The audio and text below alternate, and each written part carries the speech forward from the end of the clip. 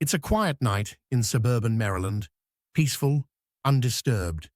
At least, that's what Rachel Carter believed as she settled into bed. Then, her Fitbit's heart rate monitor lit up, a sharp spike, far higher than any she'd ever experienced before. Something was terribly wrong. By the time Rachel's Fitbit registered a sudden drop in heart rate at 11:15 p.m., she was already gone. But the truth behind her death was still a mystery only one device, her fitness tracker, could solve. In the dark silence of the night, as the clock struck midnight, Rachel's Fitbit recorded the moment she was murdered. I'm Martins, and on this channel, we explore true crime cases solved by everyday technology, from smartwatches to smart speakers. We examine how the data these devices collect inadvertently becomes the crucial witness that criminals never accounted for. If you want more cases like this, subscribe and hit the bell so you don't miss an upload. All right, let's get into it. Rachel Carter, 32, was a pregnant nurse, living in a quiet suburban home with her husband Daniel and their young daughter. Rachel's life seemed picture perfect. She was the dedicated, selfless mother, with a growing family and a promising future. Her Instagram was filled with pictures of pregnancy updates, her daughter's first steps, and snapshots of a happy home. But behind the scenes, Rachel's life was beginning to unravel. Her husband, Daniel, was becoming increasingly distant, always working late, his moods shifting, his demeanor colder. Rachel didn't want to believe it, but something was off. She could feel the tension in the air, like the calm before a storm. And then, one night, she made the horrifying discovery that would change everything. Rachel had always been the kind of person who put others first. Raised in a small town, she was the eldest of 3 children, known for her nurturing spirit and compassionate nature. When she decided to become a nurse, it felt like a natural choice. She was the type of person who would go above and beyond for others, whether it was comforting a patient or caring for her own family. Rachel and Daniel met in college. He was charismatic, confident, and everything she thought she wanted in a partner. They married shortly after graduation, settling into a life they thought was perfect. Daniel was successful in his career, and they bought a house in a quiet neighborhood, the kind of place where neighbors waved hello and everyone knew each other's business. Rachel's world seemed idyllic. She worked at the local hospital, caring for patients, and spent her free time preparing for the birth of her second child. Everything was going according to plan, until it wasn't. Daniel's behavior began to change. He started coming home late, his excuses growing thinner. Rachel noticed the change first. He was cold, detached, and withdrawn. At first, she chalked it up to the stress of their growing family, but then, the late-night work calls, the unexplained absences, and his increasing disregard for their relationship became harder to ignore. Something was wrong, but Rachel couldn't put her finger on it. Not yet. Not until one night.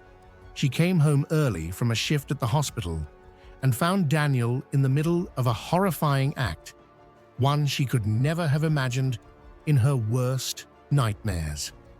Rachel's discovery shattered her world. There, in the living room, was Daniel, caught in the act, engaging in a disgusting, horrifying act that left Rachel paralyzed with shock. She stood there, unable to speak, unable to breathe. It wasn't just a betrayal. It was something darker, something far more sinister. Rachel confronted him, her voice trembling with disbelief. Daniel tried to deny it at first, but the guilt was written all over his face.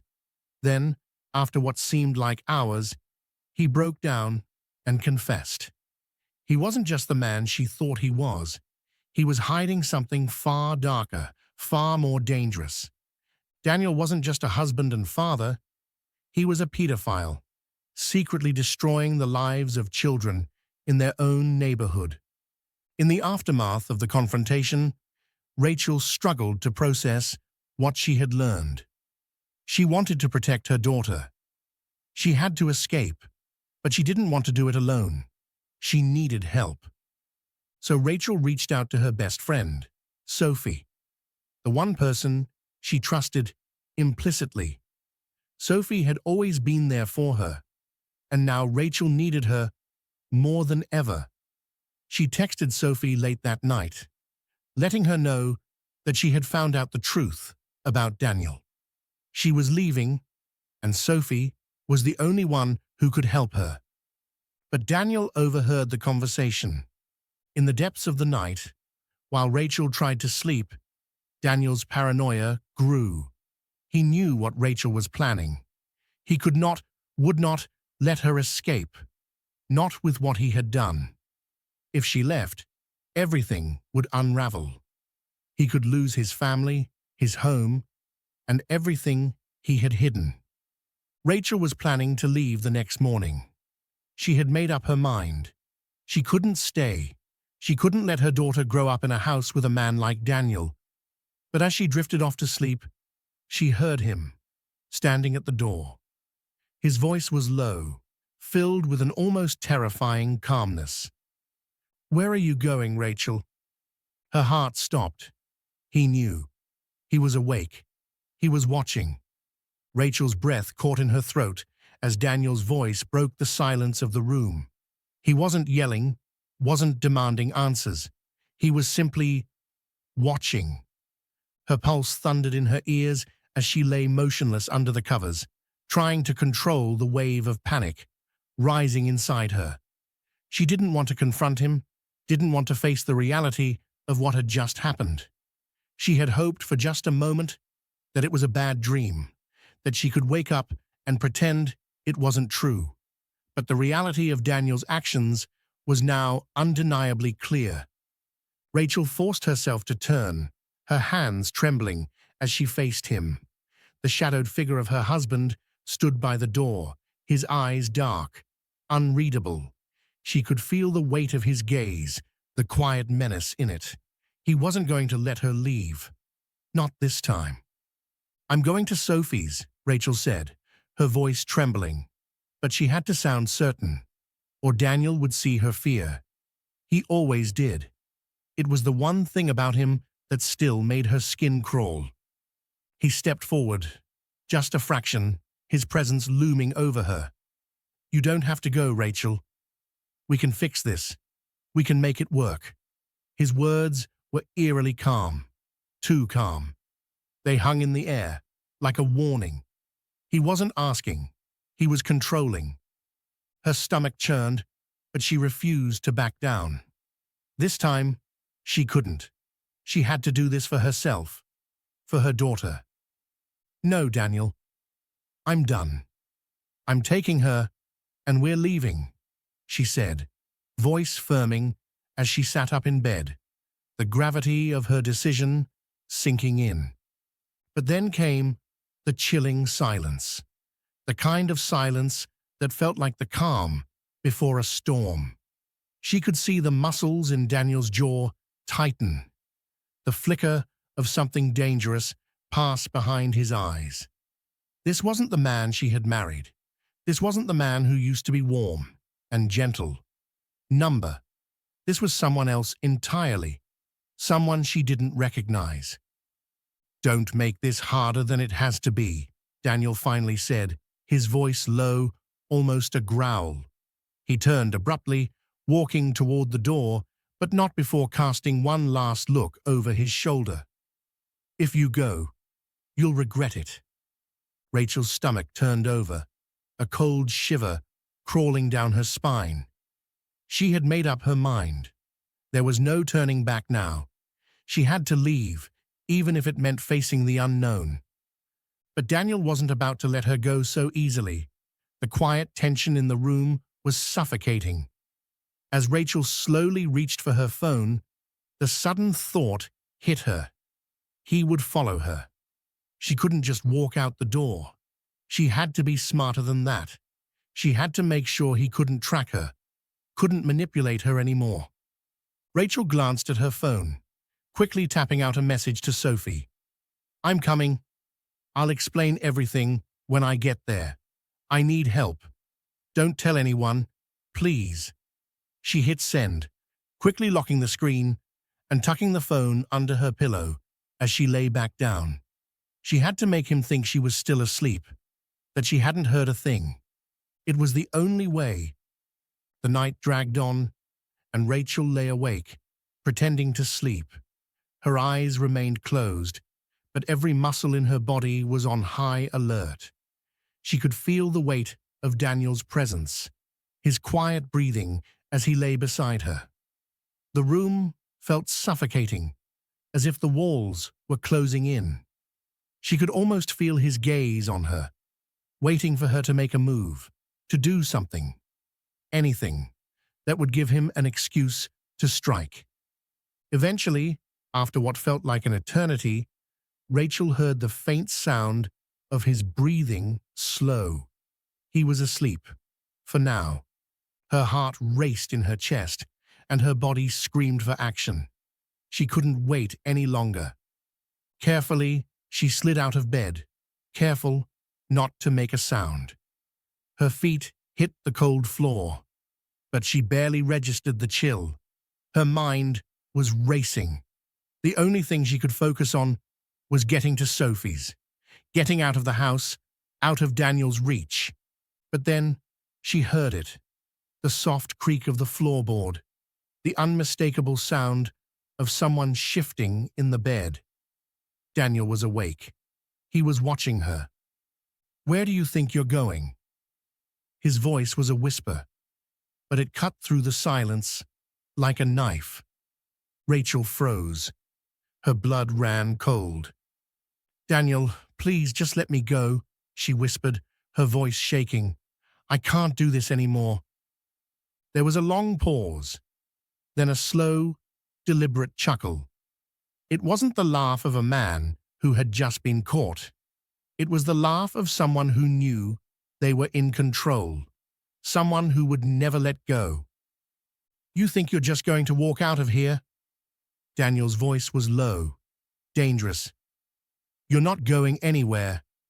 You never were." In an instant, Rachel felt a cold hand grip her arm, pulling her back toward the bed.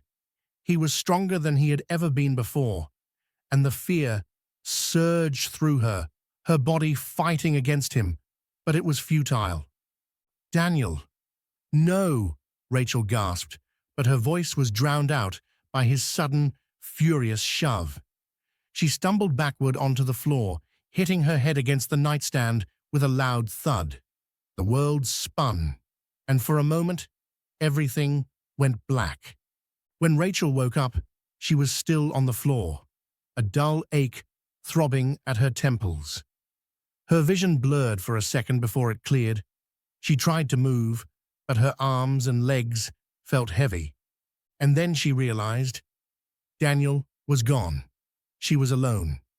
She scrambled to her feet, the fear rising once more. He wasn't just controlling anymore, he was dangerous. And in this moment, she knew she couldn't wait any longer. Rachel had to leave tonight. She grabbed her phone, her fingers trembling, as she typed another message to Sophie. "I'm on my way. Don't trust Daniel. He's dangerous." Rachel's plan was set into motion, but every move felt like walking through a minefield. Her heart pounded as she left her house with Lila in tow, walking briskly down the quiet suburban street. Sophie had been her lifeline throughout the tension, but tonight they couldn't afford to meet at Sophie's house. Daniel knew it too well. If they stayed there, he'd find them. He always knew where to look. That's why Sophie had arranged for them to meet at a secret apartment, a small, secluded place that Daniel would never think to check. It was a safe house of sorts where no one would expect them to be. As Rachel walked Lila to Sophie's, the world around her seemed eerily quiet. The only sounds were the soft scuff of their shoes against the pavement. Lila, sleepy and unaware of the tension hanging over them, clutched her stuffed bunny tightly in her small hands.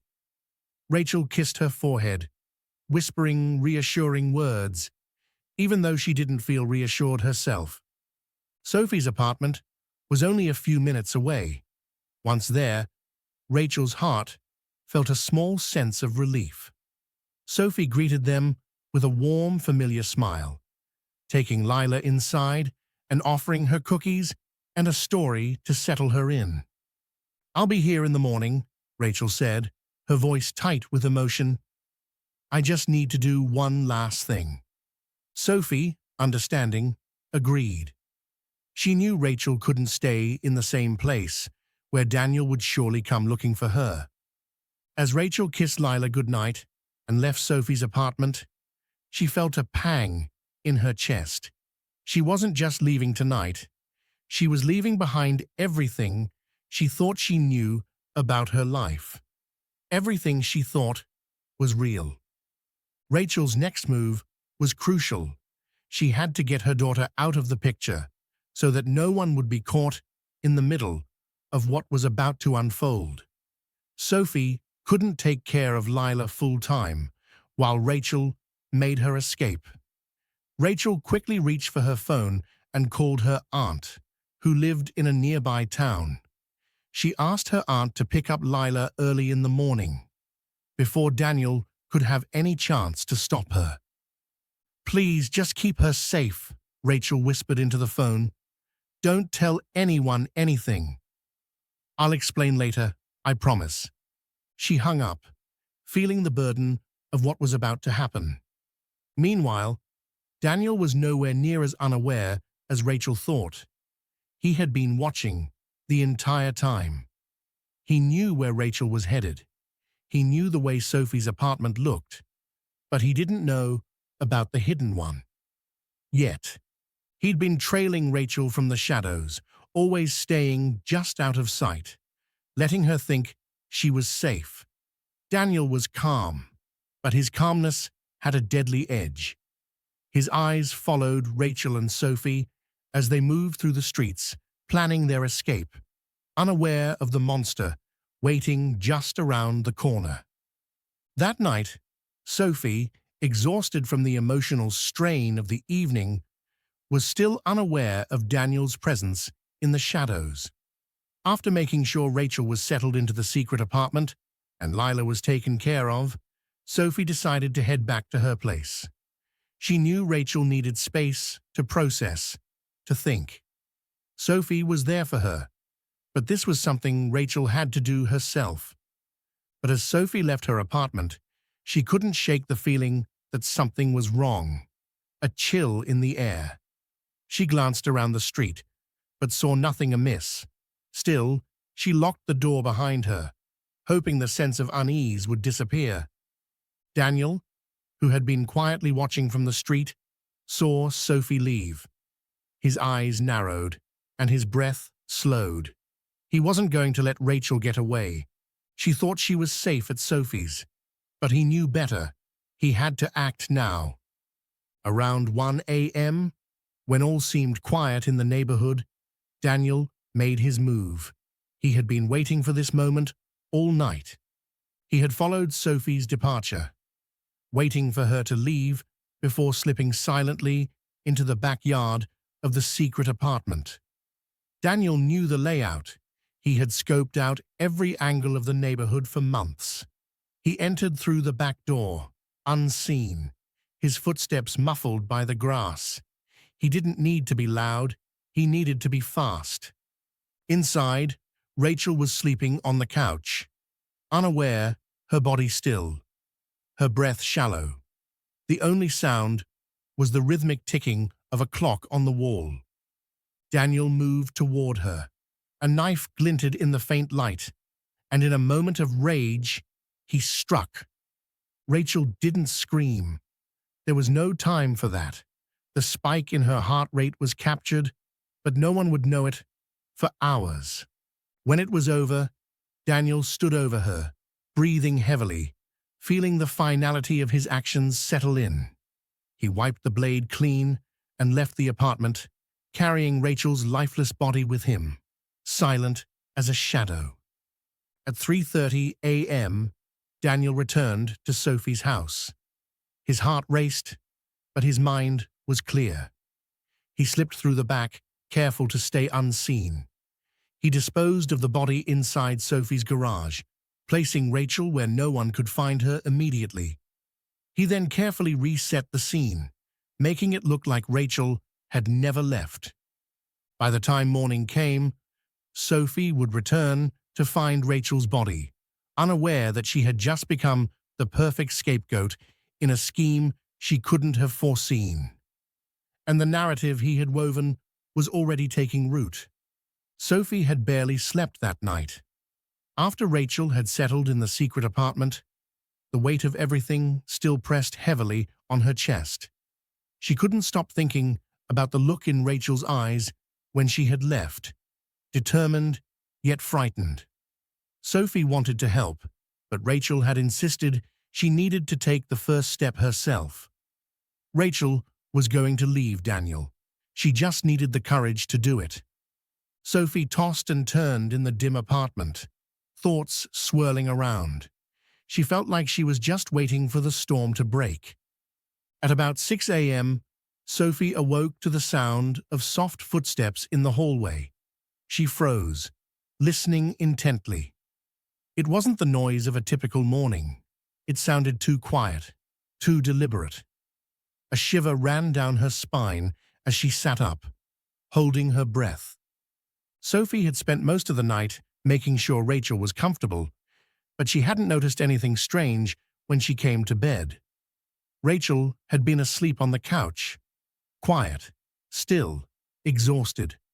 But now, something felt wrong. Sophie stood slowly and crept toward the door. The feeling of dread had settled like a weight in her stomach. She could barely bring herself to open the door, but as she stepped into the hallway, she noticed something odd. The garage door was slightly ajar. The garage, where Rachel had been resting after she left for the night, was supposed to be locked. Sophie moved closer, her footsteps tentative, and when she peeked through the narrow gap in the door, she froze. Rachel's body was lying in the middle of the garage, her face pale and lifeless, eyes staring up at the ceiling. Sophie's breath caught in her throat, her hands shaking as she reached out to push the door open fully. It wasn't until then that she realized the extent of what had happened. Rachel was dead. Sophie's legs gave out beneath her, and she collapsed to the floor, her heart pounding in her chest. She scrambled to her feet, rushing to the lifeless body, but there was nothing she could do. It was already too late.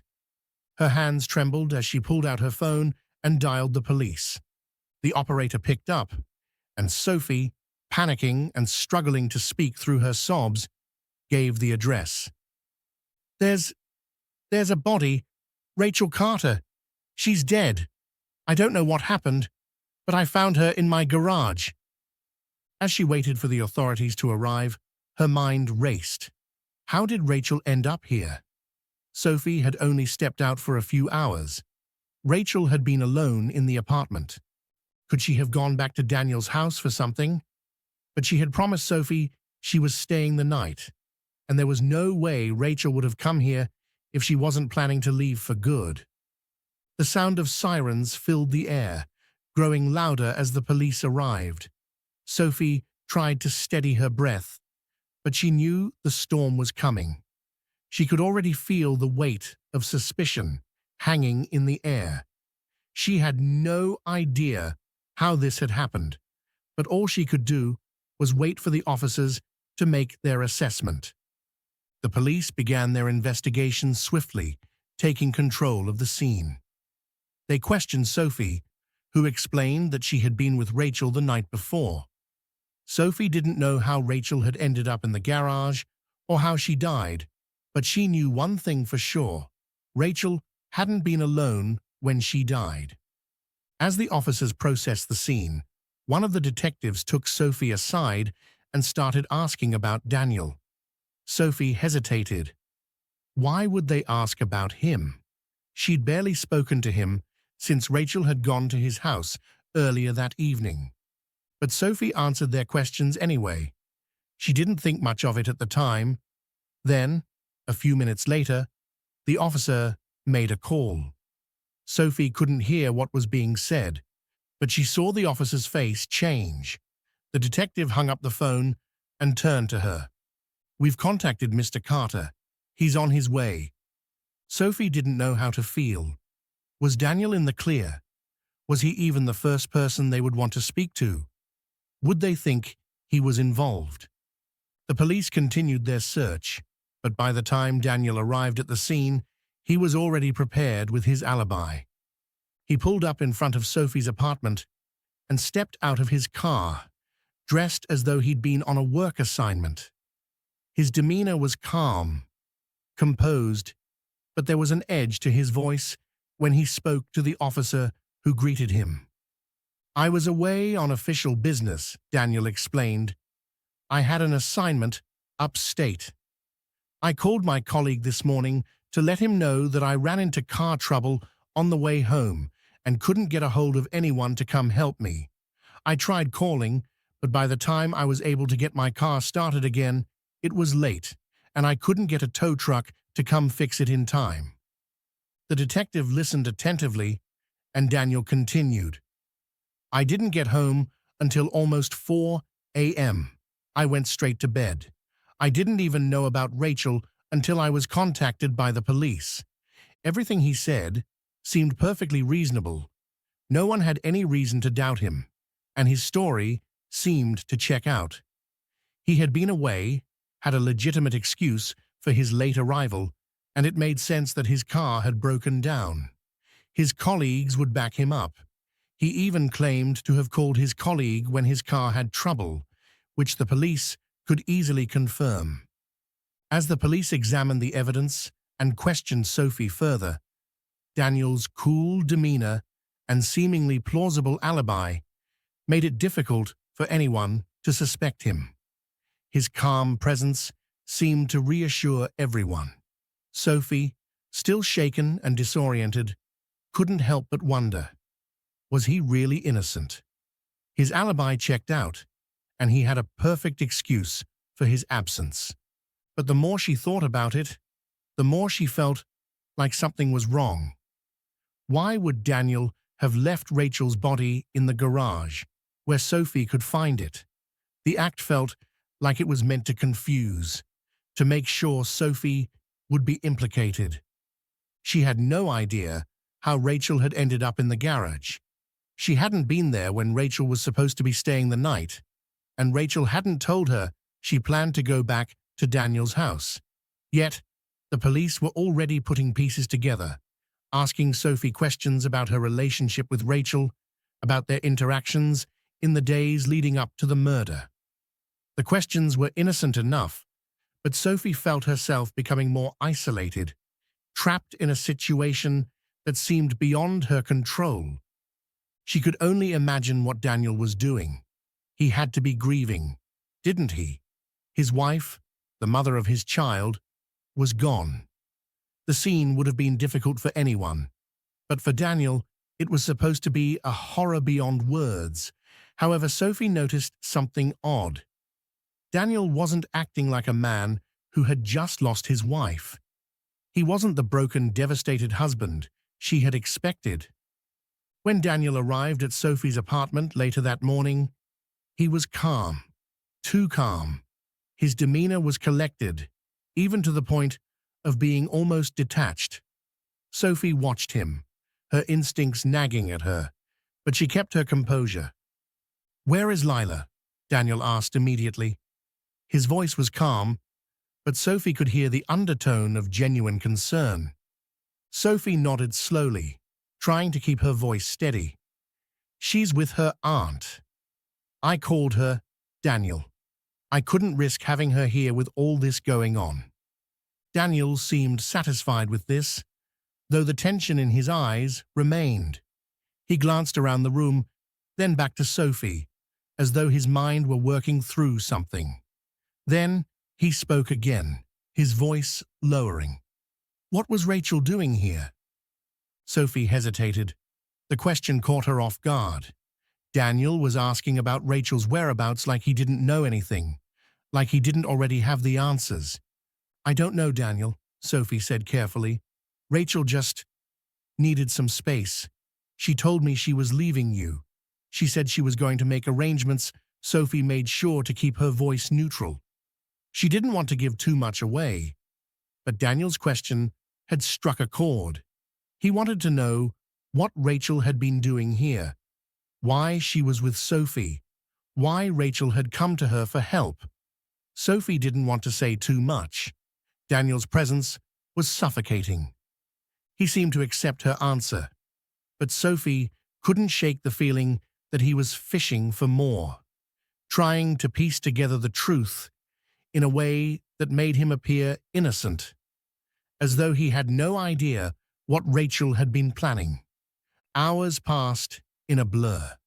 Sophie was alone now, still reeling from the morning's events. The police were wrapping up their investigation, and she had been given the space to process everything. But as she sat in the apartment, the silence felt heavy. She couldn't afford to keep hiding from the truth. The truth she knew would eventually come out.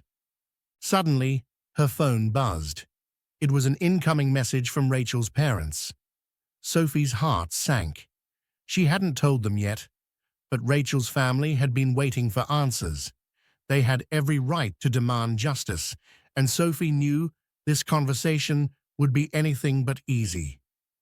Sophie, we need to know what happened to Rachel, the message read. She's been missing for hours. Please tell us she's okay. Sophie sat back, feeling the weight of the words. Rachel's parents didn't know that Rachel was dead, that their daughter had been brutally murdered. She could only imagine how they would feel once they found out. They had trusted Daniel, just like everyone else. Rachel's parents were going to want answers, answers Sophie didn't have.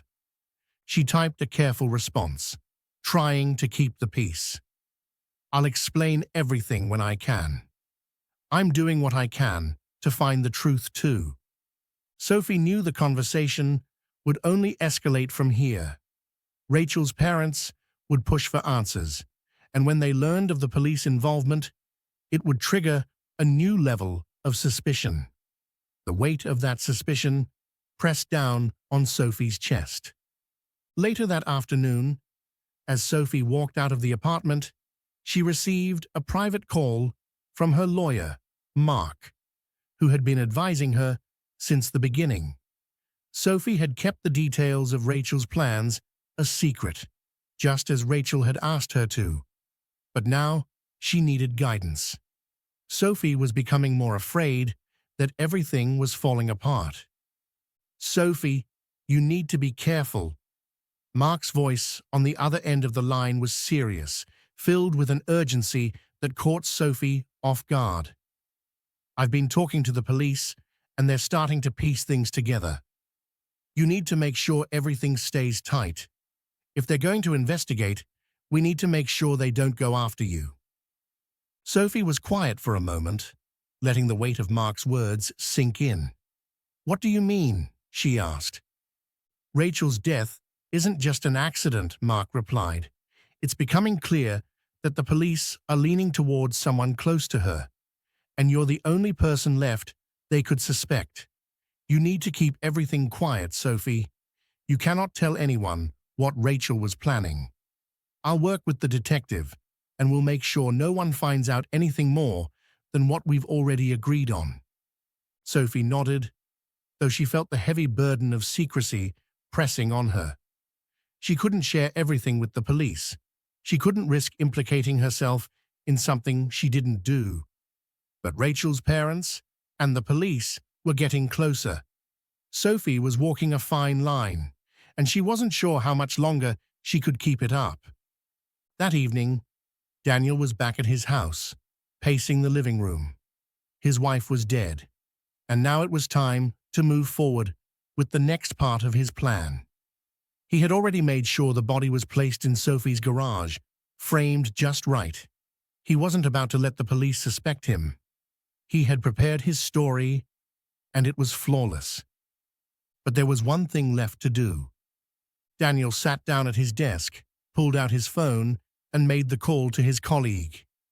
He needed to confirm the details about his car breakdown one more time.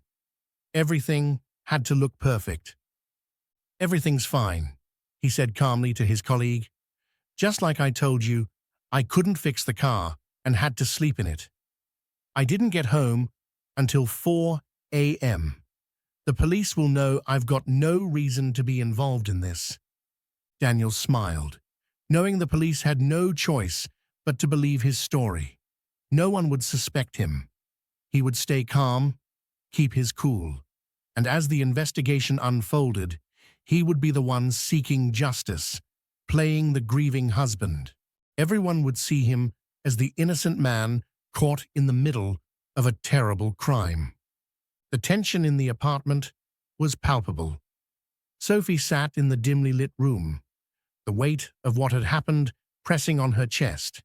She couldn't escape the feeling that something was closing in on her. The police were still investigating, but they were starting to look at her differently. There were too many unanswered questions, and every time Sophie spoke, it felt like she was walking on a tightrope. Her phone buzzed. It was a message from Rachel's parents, and Sophie's heart sank when she read it. They knew. They had heard what happened.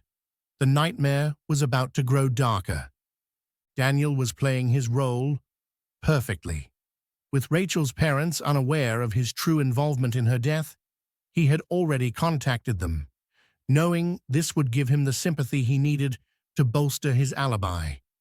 He had to frame Sophie as the villain, to make sure he came out of this unscathed. So, he called Rachel's parents, breaking the news about their daughter's death and spinning a tale of betrayal. "I'm sorry to inform you, but she's gone." His voice was cracked, as if he were on the verge of tears, playing the part of the devastated husband. "I've just found out from the police. Sophie, she's the one who has your granddaughter." Rachel's parents' reaction was instant, a wave of shock followed by confusion and anger. "What do you mean, Daniel? What's going on?" they demanded. "Sophie's been hiding Lila from me," Daniel continued, his voice filled with feigned distress. "I was at home, doing my official duty, but no one told me what was happening. I've just found out from the police that Rachel left for Sophie's house, but she didn't tell me. She was planning to leave me, and no one told me anything." Rachel's parents, already devastated by the loss, didn't know what to think. Daniel's version of events painted Sophie as the one responsible for both Rachel's death and the kidnapping of their grandchild.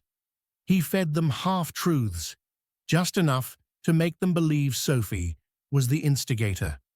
Sophie had taken Lila, and Daniel was the wronged husband trying to find his daughter. Fueled by the pain of losing their daughter and the rage at Sophie's apparent betrayal, Rachel's parents did the unthinkable.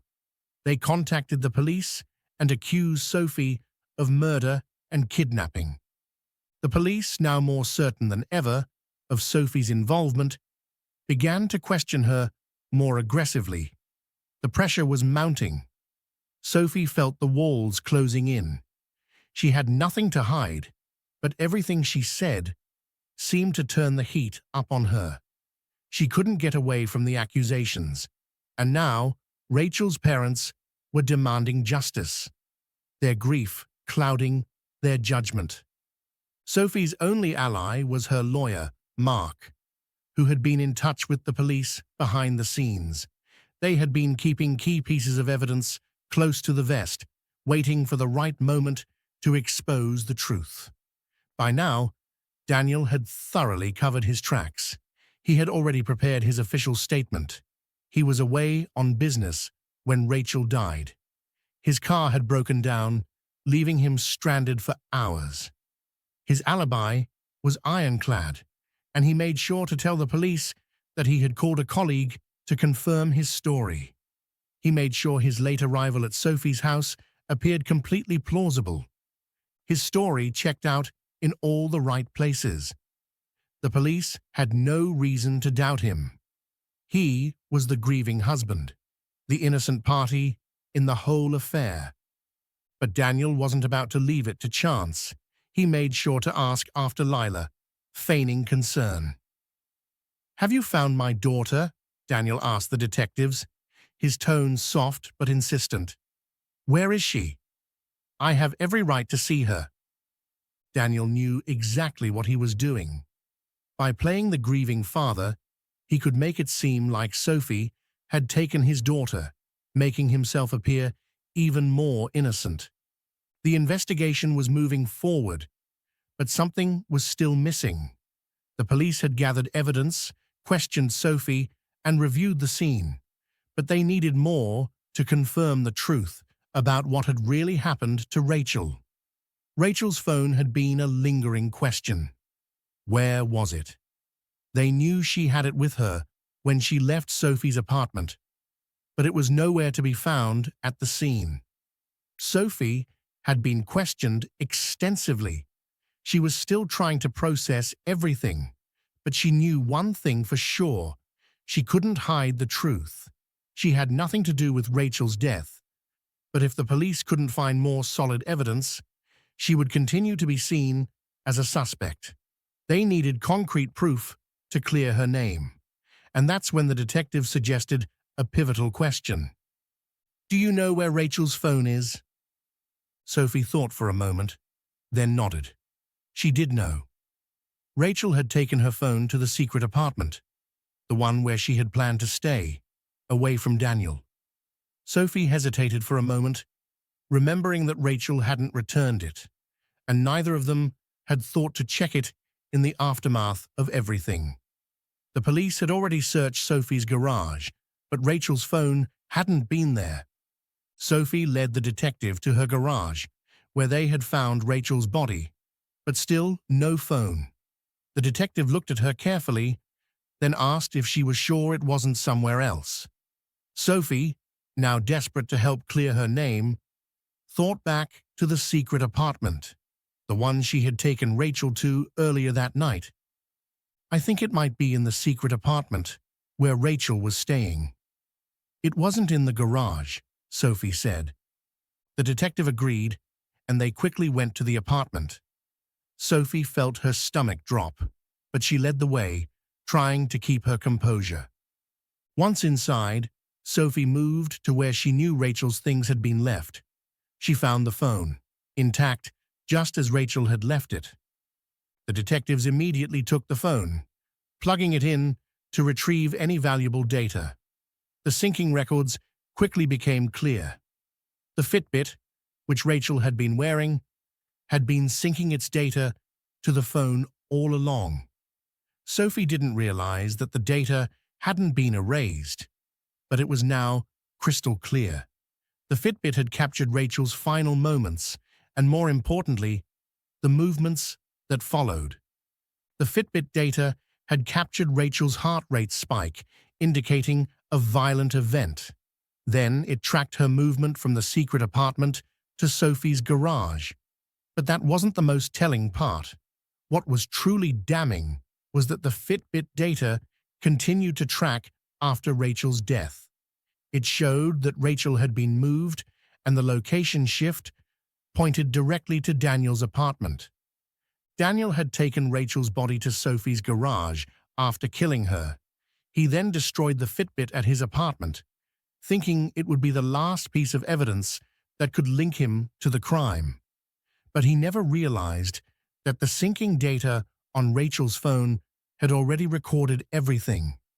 The Fitbit movement data didn't just trace Rachel's last steps, it confirmed Daniel's involvement. It revealed the final movements of the body, showing that Rachel had been moved after death, and the Fitbit's last known location pointed to Daniel's apartment, a detail he had missed in his rush to cover his tracks. By now, The investigation had pieced together the true sequence of events. Daniel's alibi, his claims of being stuck with a broken car, arriving home late, and not checking on his family, was exposed for what it was: a fabricated lie. The detectives had gone through his story with a fine-tooth comb, and it didn't hold up against the evidence. The Fitbit data, synced to Rachel's phone, had reopened the case. The police now had the key piece of evidence that pointed straight to Daniel. His movements were traced to the secret apartment and then to Sophie's garage, which proved that Rachel had been moved after her death. The room was heavy with tension. Daniel sat at the interrogation table, his hands clasped tightly in front of him. The detective walked in, holding the evidence that would unravel his carefully constructed lies. "Daniel, we know everything," the detective said quietly, his voice firm but calm. "We have the Fitbit data, we have the phone records, and we know you moved Rachel's body after her death. You thought you could destroy the evidence, but it was already too late." Daniel's face drained of color. His calm facade, which he had maintained throughout the investigation, began to crack. The truth was staring him in the face. The Fitbit's synced data, which he had never thought would come back to haunt him, had exposed everything. The police had traced his movements. They knew he had murdered Rachel and tried to frame Sophie. The data had shown the full sequence of events. Rachel was killed at the secret apartment, her body moved to Sophie's garage, and Daniel had disposed of the Fitbit, thinking he could erase the evidence. But the phone and the synced data from Rachel's Fitbit had told a different story. The defense team tried to argue that there had been some confusion, that perhaps the evidence was misinterpreted, that the data couldn't be conclusive. But the prosecution had expert testimony, and the Fitbit data was clear. It tracked the exact times, movements, and locations which directly contradicted Daniel's alibi. The courtroom was filled with a sense of certainty. The prosecution laid out the evidence step by step, showing how the technology had exposed the truth.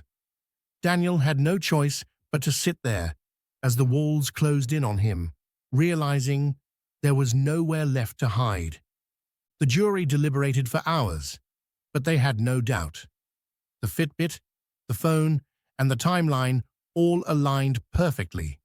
Daniel's lies had been uncovered, and his involvement in Rachel's murder was undeniable. He was arrested and charged with first-degree murder and tampering with evidence. The case was clear, and technology had sealed his fate.